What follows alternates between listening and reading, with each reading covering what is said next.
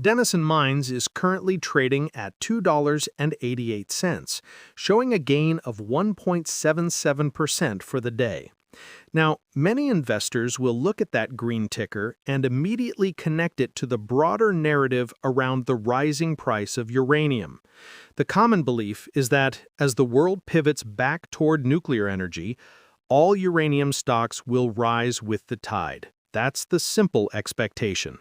The reality, however, is far more specific and carries a level of operational risk that the market often overlooks. Denison's future isn't just tied to the price of yellowcake, it's tied to the successful execution of a technologically demanding mining method in a region where it has never been commercially proven.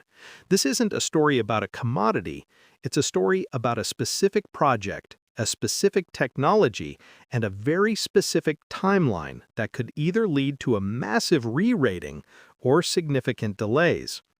The daily movement we're seeing, this modest uptick, is part of a larger pattern of volatility that has characterized the entire nuclear fuel sector.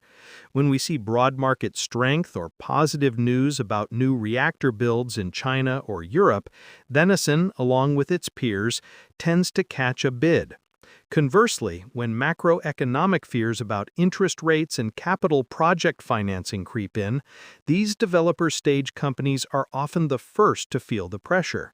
Trading volume today is moderate, suggesting this isn't a high-conviction, institutionally driven move, but rather the typical ebb and flow of a stock that has captured the attention of the retail trading community. You can see this activity across various platforms.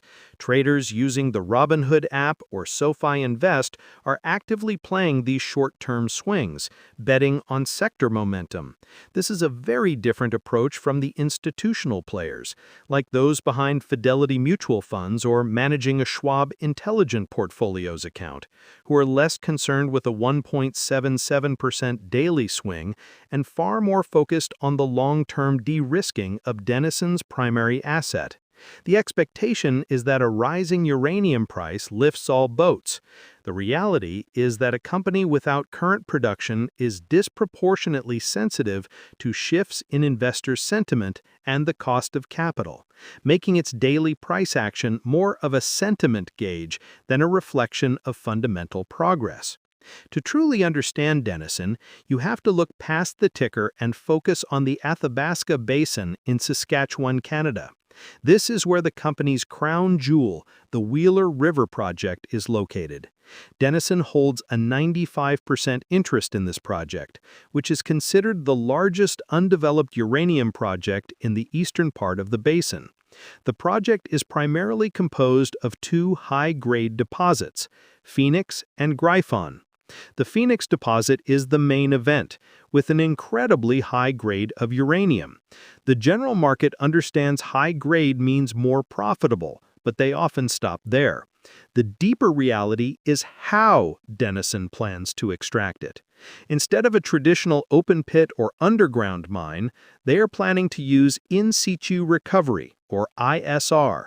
This method involves drilling wells into the ore body, injecting a solution to dissolve the uranium underground, and then pumping the uranium-bearing solution to the surface for processing. It's essentially mining with liquid, which promises a much lower cost and a significantly smaller environmental footprint. This is the core of the bull thesis. Here's where the expectation and reality diverge sharply. The market's expectation is that ISR is a proven, low-cost technology that will be implemented smoothly. The reality is that while ISR has been used successfully for decades in places like Kazakhstan and parts of the United States, it has never been commercially applied in the specific geologic context of the Athabasca Basin.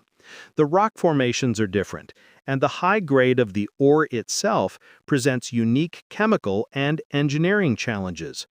Denison has been conducting extensive field tests and feasibility studies, which have, to date, been very positive and suggest the method is viable. However, a successful field test is not the same as a full-scale commercial operation running for years.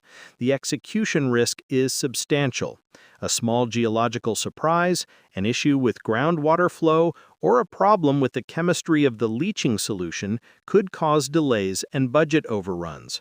While many investors are looking at flashy charts of Nvidia stock or the stability of Apple stock and assuming all tech-forward approaches are a sure thing, resource extraction is a fundamentally different beast. The ground itself is the ultimate arbiter of success. This brings us to the financial and regulatory hurdles. The company's 2023 feasibility study for the Phoenix deposit outlined very attractive economics, with an estimated all-in sustaining cost that would make it one of the lowest-cost uranium producers globally. This is what has institutional investors at places like Fidelity Wealth Management paying close attention. But to build the mine, Denison needs capital, a lot of it. The initial capital expenditure is projected to be in the hundreds of millions of dollars. While the company has a solid cash position and strategic investments, including its ownership stake in a uranium mill, a final investment decision will likely require project financing. In a high-interest rate environment, securing that financing on favorable terms is a critical challenge. Any perceived increase in project risk, whether technical or regulatory, could make lenders more cautious. This is a factor that many retail investors, perhaps doing some self-investing for the first time through an online investment platform, might not fully appreciate. Furthermore, the permitting process in Canada is rigorous. While the company has made significant progress and maintains a positive outlook, the timeline for final approvals is never guaranteed. Any delay in permitting pushes the entire production schedule back, delaying future cash flows and testing the patience of the market. Comment below with your thoughts. Do you believe Denison will receive all necessary permits for Phoenix construction by the end of 2026? Looking at the broader market, the tailwinds are undeniable. The global push for decarbonization has put nuclear energy firmly back on the table as a source of reliable, carbon-free baseload power. Decades of underinvestment in uranium mining following the Fukushima disaster created a structural supply deficit that is now becoming apparent. The price of uranium has responded accordingly, moving from under $30 per pound a few years ago to levels that make new projects like Wheeler River highly economical.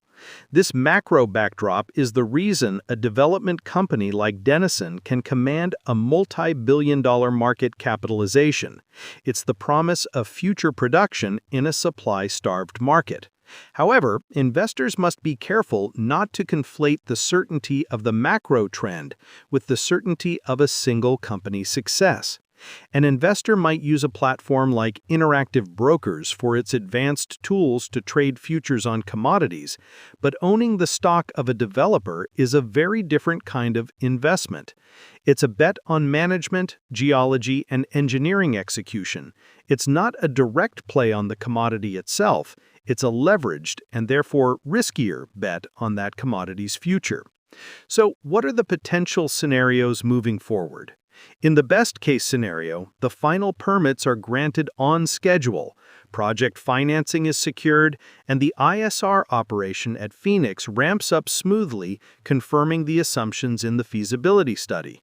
If this happens while the uranium price remains strong, Denison's stock would likely undergo a significant revaluation as it transitions from a developer to a producer, and the market removes the execution risk discount.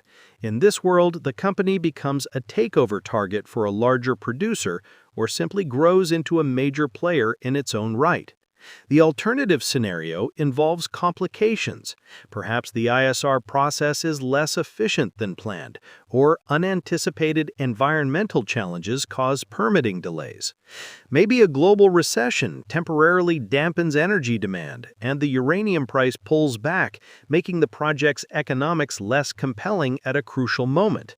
In this case, the stock would face significant headwinds as the market pushes out its expectations for future cash flow and questions the project's viability. The daily noise from the market, the chatter on forums, and the small green and red ticks are secondary to these fundamental make-or-break milestones. Whether you're building a portfolio on Fidelity, exploring SoFi stocks, or setting up an individual brokerage account, understanding this core dynamic is crucial.